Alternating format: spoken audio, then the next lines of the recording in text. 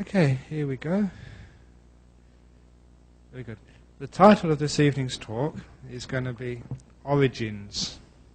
I already got the title already, and the reason I'm giving this talk, I was just going through a transcript of a talk I gave in Singapore a long time ago on that subject, and I thought it'd be a nice one to talk about this evening, because many religions in the world make a lot about answering the question, where did all this come from? And it's very rare that in Buddhism we talk much about this. And the main reason it's rare we talk much about this is because it doesn't have a central part in Buddhism or meditation. Nevertheless, that we can answer a few of these questions, and the answer to the question why or where did all this come from sometimes brings up some very interesting aspects of the truth, of life, of you, of the world, and your place in it. So it can be a very useful discussion. And it also is something which is interesting to me personally, simply because of my background as a theoretical physicist. And every now and again someone brings me the latest theory of the origin of the universe, which is always good fun. And someone was talking recently about the latest theory of the origin of the universe, of being like two membranes which come together, which starts a big bang. And eventually you have a big crunch at the end, and then another big bang afterwards. And it's very similar to like the Buddhist idea of cosmic cycles, of eons of existence coming and going. So it's one of the reasons why in Buddhism you don't really talk much about the origin of things, is because which origin are you talking about? This isn't just in the same way that as a Buddhist monk, as a meditator, you actually know the truth of rebirth, that this is not your first life, that life goes on after death, as it were, to a new birth, life after life after life. And in the same way, it's not the first universe which has been born. It's like even universes get, as it were, reincarnated. Universe after universe after universe. And it's fascinating to see this as part of the modern astrophysics, modern science. But anyway, one of the problems with when people start to talk about the origin of things, and I think many of you may have picked this out already at the start of this talk, people want to find out, who created this world or where it started from, and obviously two alternatives. One was a being created this world, which creates lots of logical problems. If it's a being which created this world, then the next question comes, who created that being? And if there are some things in this universe which aren't created, which are there from the very start, then why should it be one thing, not many things? There's a lot of problems with the idea of a creator who starts everything. But I was contemplating the other day when I was going through this article that why is it that people, even despite the rational problems of a being creating everything, the fact that if a being created everything is also responsible for everything as well. And so there's a lot of responsibility about if you created this thing we call Earth, the universe. But more than that, why is it that despite those difficulties that people still want to believe in a creator? And I think the main reason is because when you talk just about like the scientific theory of the origin of things, it still misses out very much. There's still something which we call life. What in Buddhism we often call like mind, the stream of consciousness, that which feels, if you like, you.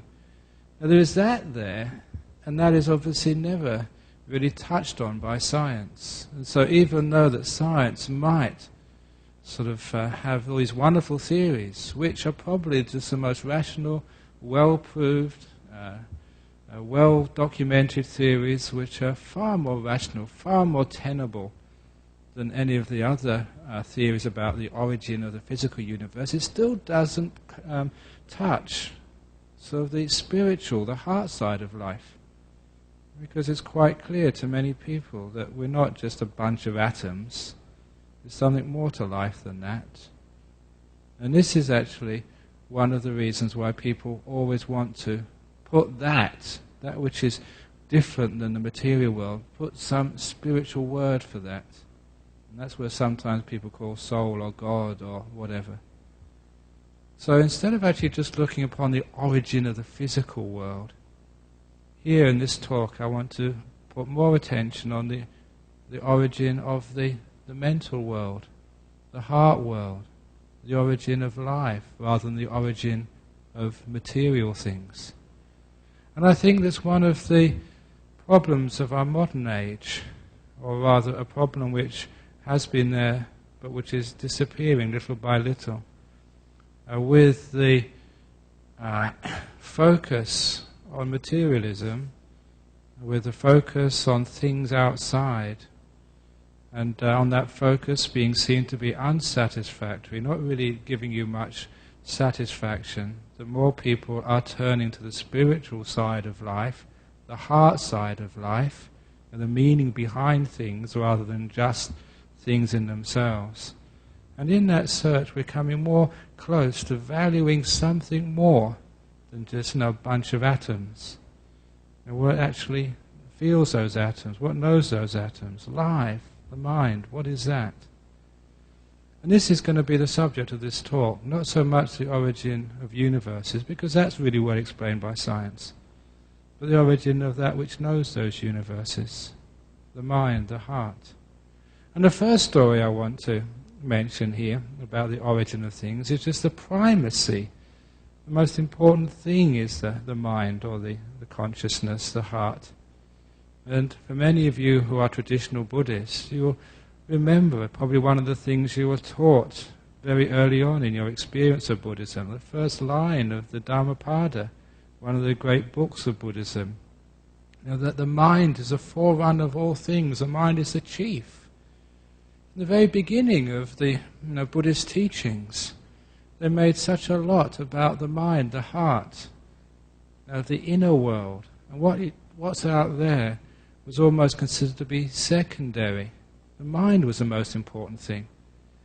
And one of the stories which brings this out was a very touching story, which I was told many years ago by an old college friend of mine.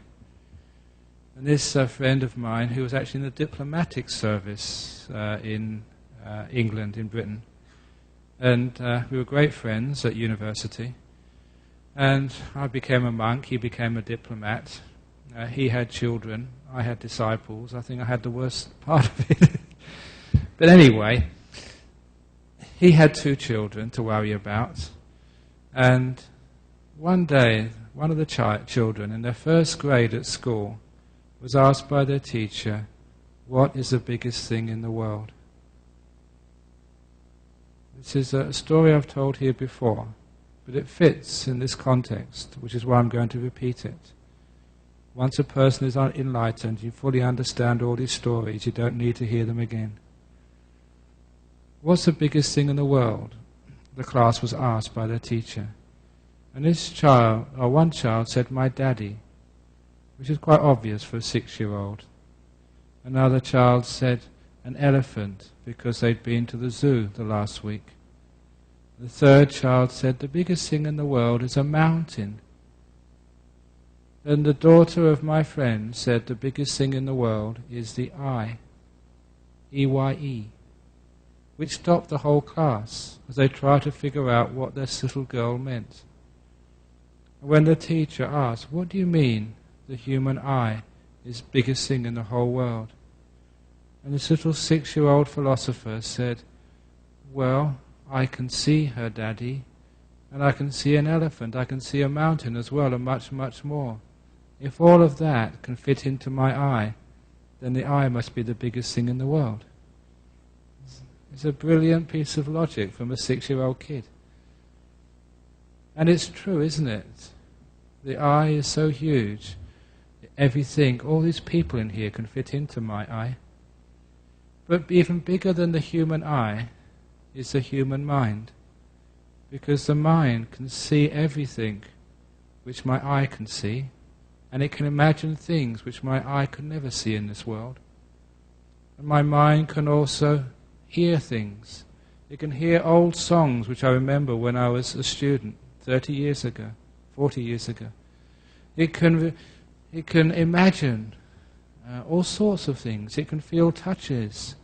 And the mind also has its own special objects, such as happiness and joy. If all of those things can fit into the mind, and what can't fit into the mind? Everything can fit into the mind. Therefore, following the logic of a 6-year-old, the mind must be the biggest thing in the world. Whole universes can fit into the mind, not one, but many. As I've already mentioned, just the serial universes of modern science. If all that can fit into your mind, then your mind is bigger than many, many universes. The mind, as the Buddha said in the first verse of the Dhammapada, is the biggest thing, is a chief, is the forerunner of all things. So that's why from the very beginning of Buddhism we made the mind the most important object. We want to find out what's the beginning of that. Where did that come from? What's the origin of mind? Now, when we talk like this, when you ask by your friends, well, who created the universe? Well, no, who created all this world? It's always nice to explain to your friends. In Buddhism, we don't talk about the universe and the mind being in the universe. We talk about the universe being in the mind. So you ask them, well, where did the mind come from? Where did life come from? Where did feeling come from? Where did experience come from? Now, to find an answer to that, obviously, that looking out there into the world, with science, with telescopes, doing experiments out there, you will never find the origin of this thing we call the mind, because we all know that the mind is something which we experience, as it were, as in here. Some years ago, when I was at a seminar as part of the Federation celebrations, I was invited to the observatory in West Perth, the old observatory outside, and there was a panel discussion about religion and science, and I was on the religion side. And during the question time, a Catholic lady made a very profound statement. She said, whenever I look through a telescope to see the universe at night, it challenges my religion. I said, can you please debate that or explain that? And my response to that was actually to defending religion, to say to all the scientists there as well, when a scientist looks in the big end of a telescope down the other way and has a peer, has a look at that which is watching, then they become threatened. It really depends on which way you want to look through that telescope, out there into the world, to the stars, or down here inside, to what's watching. And that idea of like turning the gaze the other way to look inside is actually a part of Buddhist meditation which has got a Pali name which is very, very well known to people who study Buddhism in depth. That word is called yonisa manasikara. It literally means work of the mind which goes back to the source. That work of the mind which goes back to the source, yonisa manasikara, is that the path which we call of introspection, looking inside. But not just looking inside, not knowing exactly where we're looking, finding the source of things, where everything comes from, where the origin of mind is. To give you a simile of this, that I remember as, again, a young man, going to cinemas in England. In those days, people were allowed to smoke in cinemas. And so being sort of an entertainment that people would light up inside the cinema, and the cinema would have quite a bit of smoke in there, even though there was supposed to be ventilation. But that was actually very helpful for this simile, because every now and again you'd have on the screen, the cinema screen, you'd have the movie being played. But as a sort of a young person who wanted to find out exactly what's going on and where did all these wonderful images come from, you wanted to trace them back to their source. This is that yonisa manasikara, work of the mind which goes back to the source. And in the cinema, because of the smoke, you could actually see this cone of light. And you could actually trace that back. You had to look in the opposite direction. You looked back, and you saw in the little cubicle right at the back of a cinema. That's where this light would focus back, and you see there's a little man in there with a machine, a little light machine, with some celluloid tape running through this machine, and that was the film. Now, once I saw that, I didn't get so scared of the vampires on the screen. I didn't get so emotionally wound up when the lovers finally met at the end of the movie. When you actually saw where it was all coming from, it was only a movie. You never got sucked in anymore to the action. I remember many times people getting sucked into the action, when the alien comes on the screen and everyone jumps. Or when, I remember, again, it's one of the events of my youth, going to see West Side Story, the old movie. Anyone who's in their 50s, like me, knows that story. Going with our girlfriends, a group of blokes going with their girlfriends. If you're ever going out at night, don't go with a group of blokes. They'll spoil the whole movie, as we did to our girlfriends. Because when it came to the final part of this movie, when Maria gets shot by the lamppost. Oh, sorry, no, Tony gets shot, that's right, the bloke gets shot. It's always the blokes get shot in the old movies. It's really unfair. Never mind. The bloke gets shot under the lamppost, and Maria comes running too. It's just so sad, just like a doomed love affair. And our girlfriends all started crying, and the boys all started laughing. It's really mean. But one of the reasons you could actually laugh is because it was only a movie. You could actually look at the action on the screen, and you can look at that cone of light and find out where it was coming from, and realize it was just celluloid going through light. It was caused, it had its conditions, and that was its reality. When we looked upon the screen and got sucked in, we gave it a reality which it didn't really deserve. It was just a movie, that's all. Now use that simile to see the movie which you're experiencing now. It's just watching a monk giving a talk. Actually is on a movie this evening. Now all of this, which we take to be real, we can actually see where its source is. And this is actually the part of Buddhism which we call dependent origination, which is a subject which you might have heard about in Buddhism, but which monks usually don't like to talk about because it's complex and it's very difficult to put in ordinary words. And I'm going to try and put it in ordinary words this evening. The origination of things. Now when we actually look, what is this movie which we're experiencing? You can start to experience it in what in Buddhism we call the six senses. Sight, sound, smell, taste, touch, and also mind. In Buddhism, from the very start, we always recognize there's not just five senses, there is a very strong and powerful sixth sense called mind, consciousness. And that is so important to allow that from the very beginning, because it's very obvious. It's not just you see, it's not just you hear, or you smell, you taste, or you feel with your body. You know you feel. That aspect of knowing is called an object of the mind. That's a mind working. And also in deep meditation, which some of you would have experienced, that you can go so deep in meditation you can't see anything, you can't hear anything, you're not smelling or tasting, you can't even feel anything with your body. Those five senses are completely turned off. They're not working. But you are very much alert, awake, conscious.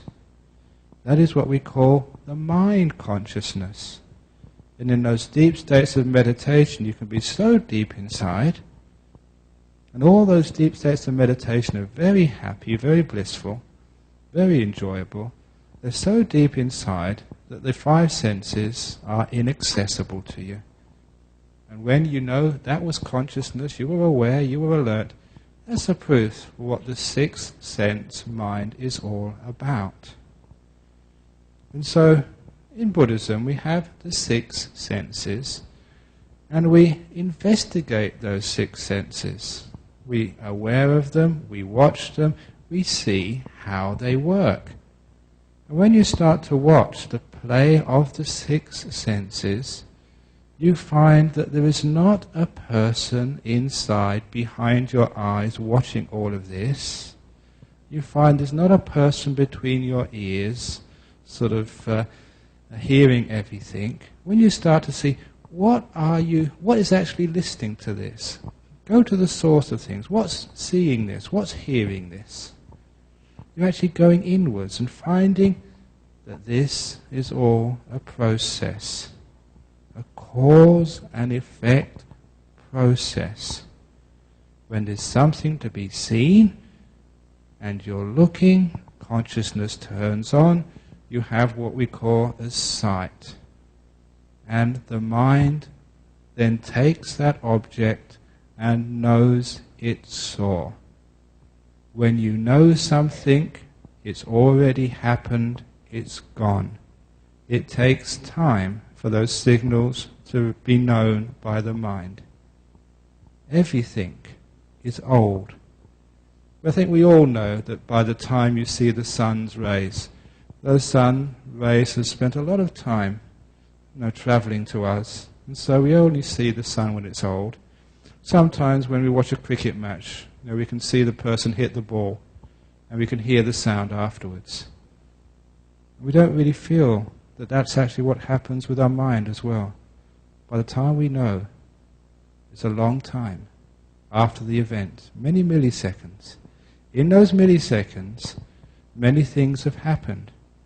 Especially, we know that we filter the world. Sometimes we're listening, sometimes we're feeling.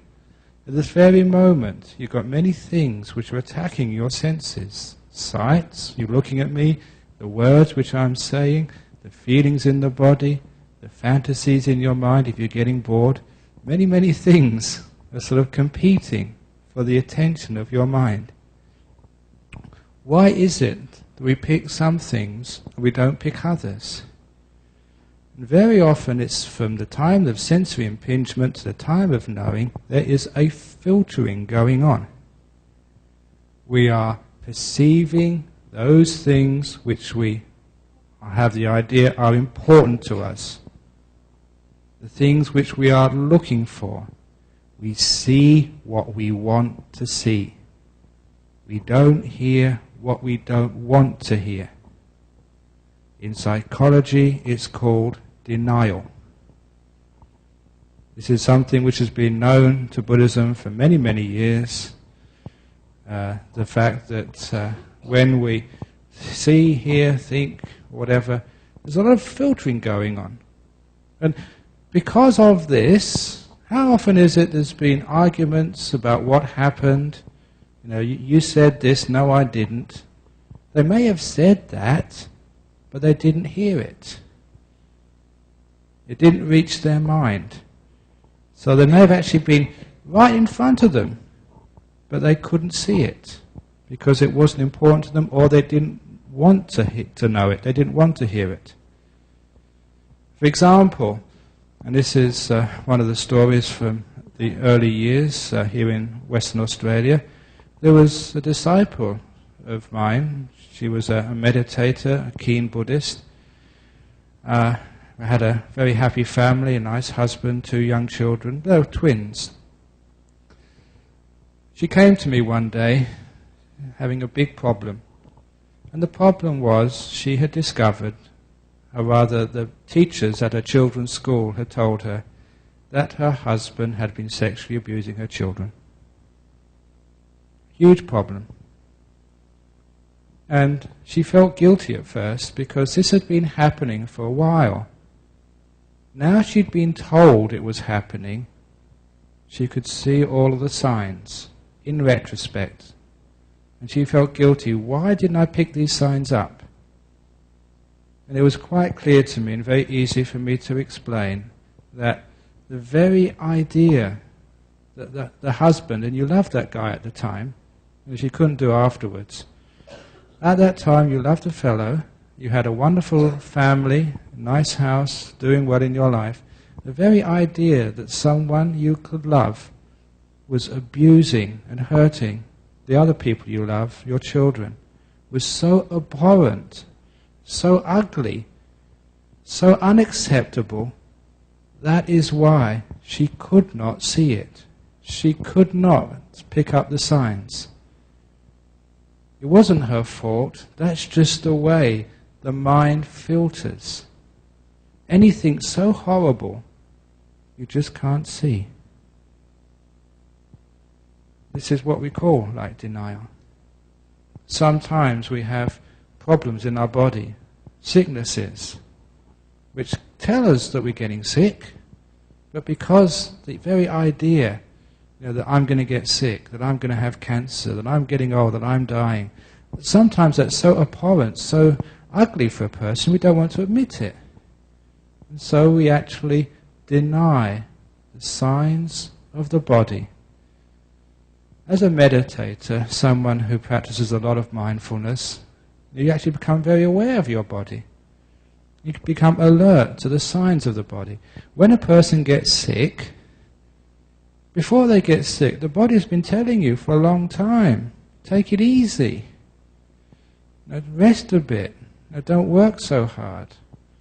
The body tells you beforehand, but because we don't heed that body, because we're not alert to it, basically because we don't want to know, that's why we miss those signs. Again, it is denial. Sometimes in relationships, which are obviously very important to people in the lay community, the husbands and wives, partners in life, parents and children, sometimes relationships get into big trouble. And isn't it the case for those of you who have had divorces, separations, isn't it the case that so often for one person the signs have been very clear? For the other person they wonder, I didn't know, this came as a shock to me. I thought we were having a wonderful time together. Why does that happen? It happens again because it's denial. The partner who is comfortable in that relationship refuses to see the signs. And even when the other partner tries to tell them, look, it's in trouble, the relationship is dying, do something.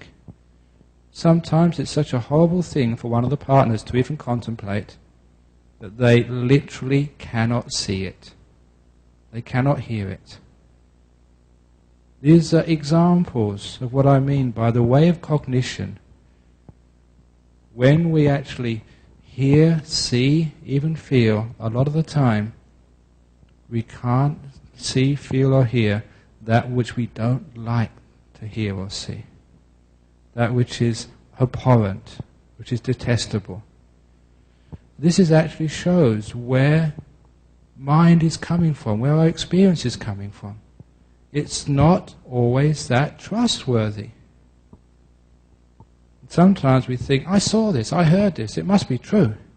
It's not always true. That's why when people have revelations, so often revelations are very often untrue. We're not actually seeing or hearing what's actually out there. We're actually seeing or hearing, imagining what we want to see, what we want to hear. And that's why we can't trust these things. So when we actually start to understand just what this mind actually is and where it all comes from, we find out that actually operating this little projector, there's a person there who's actually fiddling about with the controls.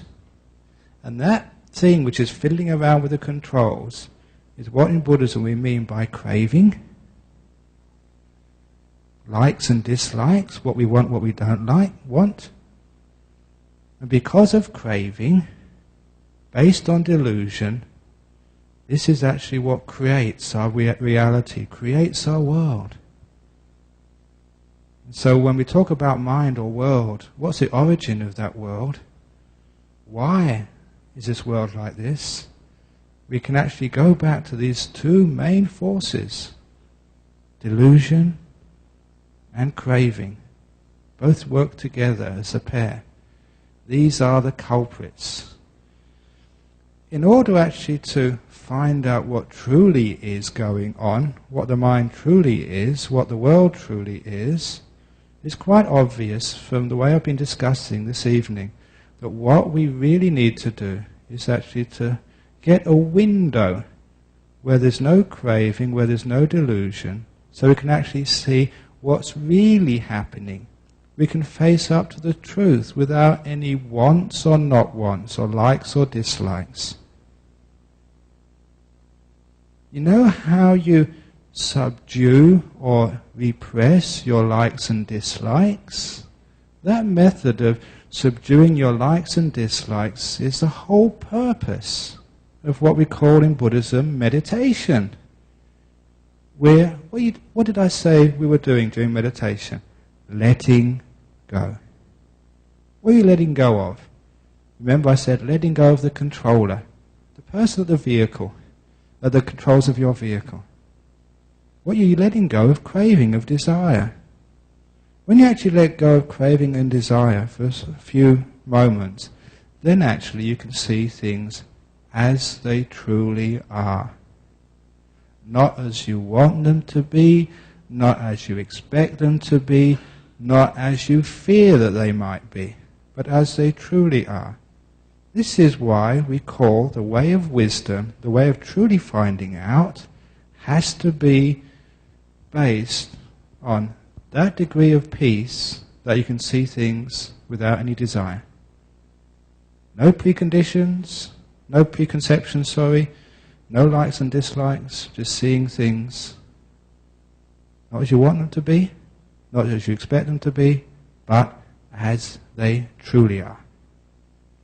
Now that might sound easy, but it's incredibly difficult to do, because our likes and our dislikes are so deeply embedded in us, it becomes nigh to impossible. There's a simile which I've been given to the monks over the years, and it's a simile of the 1,000-petal lotus. It's an ancient Buddhist simile or symbol which I've adapted to illustrate what we mean by the opening of wisdom, by going to the source of things, the origin of everything, which is the subject of this talk. Many of you who have seen a lotus would know at night time it closes up. It closes up into a ball, an oval-shaped ball with a point at the top. In the early morning, when the sun rises, if it's a clear day, when the first rays of the sun hit the outer petal of the lotus, it warms the lotus up. The biology of the lotus means that when the outer petal warms up, it starts to open. Only when the outer petal opens can the light, the heat from the sun, reach the 999th petal, the one inside. And only then can that petal open up. When the 999th petal opens up, the sun can then reach the 998th petal. On and on, the petals opening up, seeing what's deeper inside. This is very similar to the process of stillness in one's meditation. To see things as they truly are, we are still of desires. We are still of likes and dislikes. Because those desires, those likes and dislikes are what agitates our mind. They're all wants, and when we want, then we move. Or rather, the mind moves. So, stillness means no wants, no likes, no dislikes, no doing. What you're experiencing in meditation, I hope, when you're just sitting there, completely content, not wanting anything, that's called stillness, peace. With that degree of stillness, if you focus your attention, just like I focus my attention inwards in the cinema, Go into the source of things. Go in, in, in. It's like putting your attention on the mind. This, life, me, whatever you wish to call it. Putting your attention on that 1,000-petaled lotus. There's many layers of what we call life. There's many sort of coverings, which we call me. And we want to go to the heart of this, the origin of it all. And so very much, if you can keep that stillness, that peace, that attention on this, and start to see layer after layer opening up, 997th petal, 996 petals. You know with a lotus, as you go to the inner leaves, they become more beautiful and more subtle. The outer leaves, maybe it's because they are exposed to the weather. They sort of become a bit harder, and they become, the colours aren't so beautiful. But as you go inside the lotus, the petals, or the leaves if you like, they become more soft, more subtle, more beautiful, more fragrant. That's very similar to the introspection of the mind. As you go to the source of things, the closer you go, the mind becomes more subtle, more soft, more beautiful, more fragrant. And this is experienced in the path of meditation as the joys of meditation. As you start opening up the lotus of yourself, it becomes so fascinating, so subtle, so peaceful, and so beautiful, which is one of the reasons why people, monks and nuns, lay meditators, they actually pursue this path. Because it's not just for the sake of understanding the source of things, the origin of things. It's also just sheer fun. It's a delight to do this. This search is not a hard search, but it's a very search which is full of beauty. The deeper you go, the more fun you have. The sheer pleasure increases. The beauty of the petals gets more and more refined. The trouble is, though, that sometimes you go quite deep into that lotus, maybe the 100th petal, you opened up 900, that's a long way. And that 100th petal looks so beautiful, so subtle. This is it, I'm enlightened. Then you go around saying you're enlightened to make a fool of yourself. Now, of course, that's only the 100th petal. Okay, it's very wise, it's very deep, it's good fun, but there's a long way to go yet. And that's why sometimes, actually, people, they open up the truth of their hearts, but they don't go far enough. Because they don't go far enough, they think they know, and they don't. Unfortunately, they still got to open up the lotus a little bit more. But you keep on going, and as you go deep and deeper, it gets more and more fun. The 10th petal is, wow, this is really good. The 9th, the 8th, 7, 6, 5, 4, 3, 2, only one petal to go. And then if you're very still, you don't mind being shocked, any expectations, if you actually to try and pick one of those petals and open it up by force, they all close again. You have to be very still. And when the last petal opens up, it reveals what in Buddhism we call the jewel in the heart of the lotus. You know what that jewel is? I'm not telling you. Find out for yourself. If I told you, you wouldn't believe me. Or you misunderstand. You know why you misunderstand? Because it'll be in denial. If you don't see it yourself, I might tell you, but by the time it gets into your brain, into your mind, you've changed it all around again. So that's why people don't say what enlightenment is, because people just simply would not understand. It's not just, you're trying to sort of be clever and just trying to sort of not make the proper answers.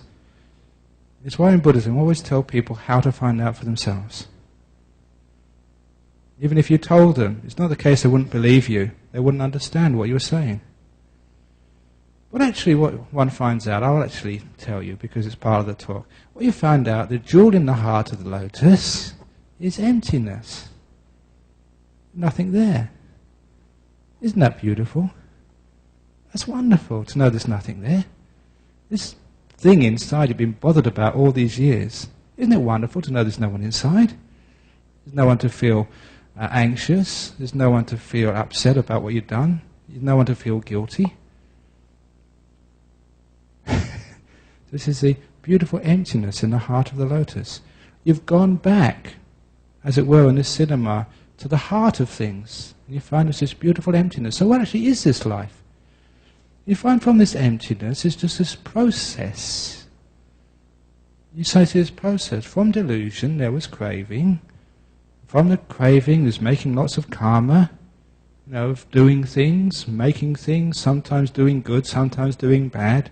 When you make karma, you always have to do both. We always strive, those of you who are Buddhists, to do good things. Do you always succeed? Do bad things now sometimes? Of course we do, because this is part of making karma. You can't just make good karma and nothing else. So don't feel guilty about it. It's part of the course. So you and everyone else are the same. This is one of the things one of the first insights I had as a teacher. This is teacher's insights. Because when you give talks up here, that people actually come and talk to me afterwards. You've seen people coming up afterwards or just beforehand coming to have counselling. The reason why people come to monks for counselling is because it's free. It's cheap. So it's much cheaper than going to a real psychologist or a therapist. They charge a lot of money. You can come here for nothing. Isn't it good? But I think it's also because we're good value for money. So it's also that when they first came and started talking about their problems, it was really interesting until about the second or the third time. And the second or third time, the recognition came, I've heard this before. And over all the years people have been talking to me, I've heard, it's always the same thing, again, again, again, again. Your problems, your big problem, the problem which you think is unique to you, is shared with most people in this room. So we all think we're unique. But we're not, that's one of the great insights. And the thing that women are different than men. You're not. You're the same inside. You're just dressed differently, that's all. Just on the outside you've got a few different attachments and other one's got other attachments, but underneath all of that it's still the same person, the same being, the same mind. That's why you can get reborn from different genders, from life to life. So if you get really upset with your husband because he doesn't know what it feels like to be a woman, maybe next time he can go and learn, get a woman's birth next time. It all becomes fair after a while. So anyway, what was I talking about? I was talking about, I've forgotten now actually, the inside. When you actually go to the inside and find out exactly who you are, sort of when it's just a process of craving, making karma, you find that this is actually where life rolls on. When we're talking about life, is a process in action. Now, life is never completed, is it? Do you ever get all your jobs out of the way? So how can you get all of your life out of the way? Even when you come here, you've still got unfinished business, haven't you? The dishes at home or whatever else you've got to write. I've got to go back to the monastery tomorrow and sort of get ready for the Katina ceremony on Sunday. There's always unfinished business. That unfinished business rolling on. When you die, there'll be unfinished business. That's why you'll keep getting born again until you finish all your business. The origin of things is unfinished business. That causes craving, which keeps the whole process rolling on. That's what the Buddha meant by dependent origination. It's not seeing, like as a soul, not seeing like there's absolutely nothing there, but like the process. In one of the most profound teachings of the Buddha, he said, you can't say there's absolutely nothing. At the heart of things there's nothing, but there's still the leaves on the outside, the petals on the outside. You can't say there's absolutely nothing because arising is seen. That's life. Life is. The world is. Feelings are. And anyone who says it's absolute emptiness, that doesn't make sense. If there's absolute emptiness, I wouldn't be able to hear there was absolute emptiness. There is life, there's experience, there's feeling. But the Buddha also says you can't say there is something. because every phenomena which is can be seen to pass away, can be seen to disappear. That's what we mean by the emptiness in the middle of the lotus. So the process which we call life is halfway in between emptiness and something. The Buddha even called this the middle, the third way between an eternal soul and absolutely nothing. It's called the empty process. Not something being reborn. The same way that you can imagine like planting a seed. You plant a seed in the ground. There's actually one of the Buddha's similes. The seed, he said, stands for the stream of consciousness, the mind. And as long as it's got water and it's in a good soil, it will grow, it will develop, and then eventually it will create another seed. That's the way that seeds propagate, as long as they're not genetically modified by companies, so they got terminated genes or whatever it's called. But in real life, in nature, the one seed develops another seed. Now, what in the new seed was in the old seed? Even the DNA. As you know what DNA stands for? It's an acronym for the National Dyslexic Association. DNA, I read that joke the other day, I thought it was very funny. DNA means the National Dyslexics Association. So even the DNA in the seed changes. It's not sort of, it's not the same as it was before. So what is in the new seed that was in the old seed? Absolutely nothing. So there's nothing which has gone across. It's very easy to see the process where one seed can give birth to a new seed. This is actually a good simile for the way that one life, because of the process of craving, making karma, can actually create the seed of a new consciousness in a new life. With nothing going across. You can't say that there's something persisting there because everything is seen as passing away. You can't say there's nothing because arising is seen. The middle way called dependent origination by the Buddha. That's why I just wrote in an article recently, which is going to be published in Malaysia. If anyone asks you, what is life? You can actually say the empty process. Someone says, who are you? That's who you are. The empty process. If someone asks you, is it true that I am that? What is that? What that is the empty process. That's who you are. It's a process which you open up and go to the very middle, you find is the coreless emptiness. And this is actually finding out the origins. Not the origins sort of by going back to who created this universe. I mean, that's just not subtle enough. And that's why it's just created so much debate over the centuries, because it doesn't really fit common sense. And it can't be really tested. We can't, well, I don't know if is Doctor Who still going? You can't get a sort of a Doctor Who time machine and go back to the beginning of the universe to find out, exactly what started it. You only have to take that on belief. But to find out the origin of you, of consciousness, of mind, that's something which you can do, which you can find out. You can test out this origins of things and find out where you come from. Don't just get lost on the screen and all the things happening to you, like people in the cinema get lost. If you do that, then you'll cry at the sad scenes of life. You'll grieve at the Bali bombings. You'll get so much fun when someone gets married. You'll get so inspired at a good talk. You'll groan at Ajahn Brahm's jokes. But this is just things on the screen, that's all.